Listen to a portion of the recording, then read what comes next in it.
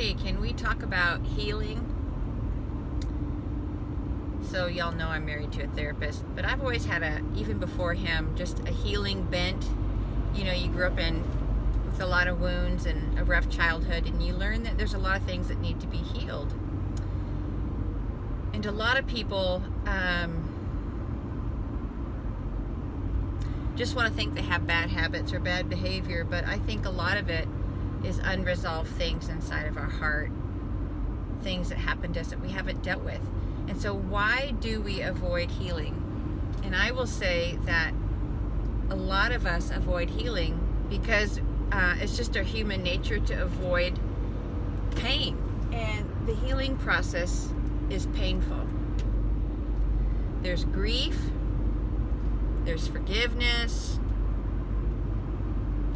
you feel really vulnerable, and it's actually easier to stay in an angry place and just kind of pissed off and with your dukes up. That feels more powerful than going through the healing process where you feel really weak and vulnerable. But the only way out is through. You know, another thing that inspires me to do healing stuff in my own life is because what I don't heal is going to get passed on to the generations after me. That's highly motivating because I don't want my son to experience wounds that get passed down from one generation to the next. And so either I'm going to do it or I'm going to pass the buck, and I'd rather do it instead of him having to go through it. And you know, the Lord is such an amazing surgeon. He never has malpractice suits. He's so precise, laser precise, and knows exactly which artery, how to get there, how to do it. And he is trustworthy, and he's accurate, and he never overwhelms you. But getting on the surgical table is voluntary, and he'll never hold you down. It's voluntary to stay there and allow him to examine your life.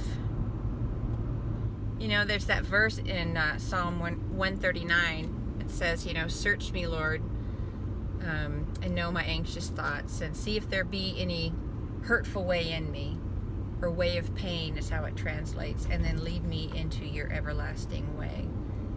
It's voluntary, and it's absolutely worth it. So I just want to encourage you today to do the hard work and to press into the heart of the surgeon. Don't look at his tools, because those are scary, right? When you go and you see the tools, you're like, holy crap, these are sharp and look scary.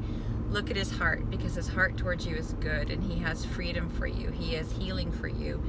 He will bring beauty from the ashes, and his promise is to make all things beautiful in his time. And so trust him.